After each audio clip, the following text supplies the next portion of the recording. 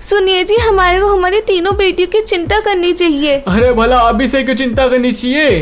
क्योंकि हमारी तीनों बेटियां बेहद ही काली हैं, उनसे शादी कौन करेगा? और वो तो दहेज का पैसा भी बहुत ज्यादा लेंगे, उनसे शादी करेंगे। हम इतना पैसा कहाँ से देंगे? पैसा जोड़ना शुरू कीजिए। अरे कैसी बात कर रही हो? मैं अपनी बेटियों को पढ़ा लिखा के एक बड़ा अफसर बनाऊंगा, उन्हें उनके पैरों पे खड़ा करूंगा, फिर देखना क्या अच्छे अच्छे रिश्ते आते तुम्हारी बेटियों के लिए। पर उनको पढ़ाने लिखाने के लिए इतना पैसे कहाँ से आएंगे? कबाड़ी का काम करके इतना पैसा नहीं आ पाता कि हम उन्हें एक अच्छे स्कूल में पढ़ा सके, एक अच्छा जीवन दे सके। बोलिए। अरे वो सब तुम मेरे पे छोड़ दो, मैं देखता हूँ मैं क्या क्या कर सकता हूँ। थोड़ा ज्यादा कबाड़ बेचने लगूंगा तो ज्यादा हमारी कीमती भी हो जाएगी। हाँ माँ, पिताजी सही कह रहे हैं। हम तीनों बहनें पढ़ लिख के कुछ बनना चाहती हैं। तुमने देखा तुम्हारी बेटियों में भी कितना जोश है। कुछ दिन बीत जाते हैं, सोहन लाल को कबाड़ी का काम करने की वजह से काफी ज्यादा बीमारियां लग जाती हैं। डॉक्टर साहब, क्या हो गया है मेरे पति को? इनकी तबीयत ठीक क्यों नहीं हो रही है? जी मैं माफी चाहता हूँ, आपके पति से कुछ दिन के ही मेहमान है, आप इनका ध्यान रखें अच्छे से। ये बात सुनकर सुनीता पूरी तरह से टूट जाती है, बिखर जाती है, उसके पैरों के नीचे जमीन निकल जाती है। कुछ दिन बाद ही सोहन लाल की मृत्यु हो जाती है। हे भगवान, आप मुझे छोड़ के कहाँ चले गए? तीन बेटियों को कैसे पालूंगी, कैसे पढ़ाऊंगी मैं?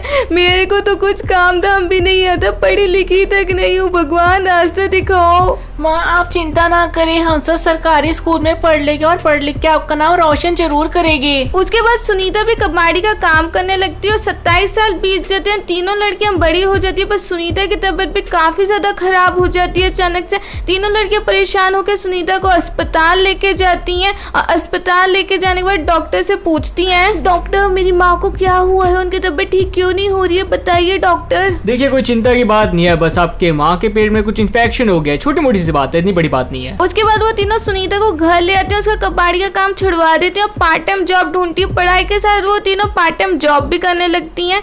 माँ, अब तुम्हारे को कबाड़ी का काम करने की कोई जरूरत नहीं है, अब हम पार्ट टाइम जॉब भी कर रहे हैं ना। थोड़े दिन बाद अरे बहन जी, तुम्हारी बेटियों के लिए रिश्ता आया है, बहुत बढ़िया रिश्ता है, तुम्हारी बेटियों से शादी भी कर लेंगे वो।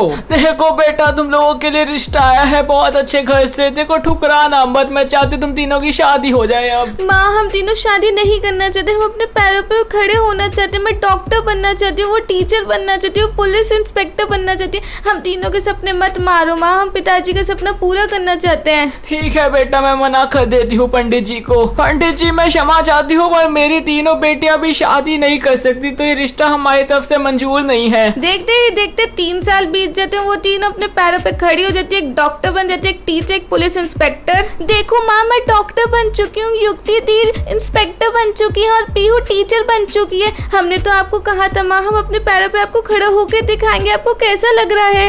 अरे बेटा, मेरे को बहुत अच्छा लग रहा है, चुग चुग जियो बेटा। तुम लोगों ने अपने पिताजी का सपना पूरा किया, वो कितने खुश हो गए। देख रहे हो जी, आपकी बेटी ने आपका नाम रोशन कर ही दिया आखिर।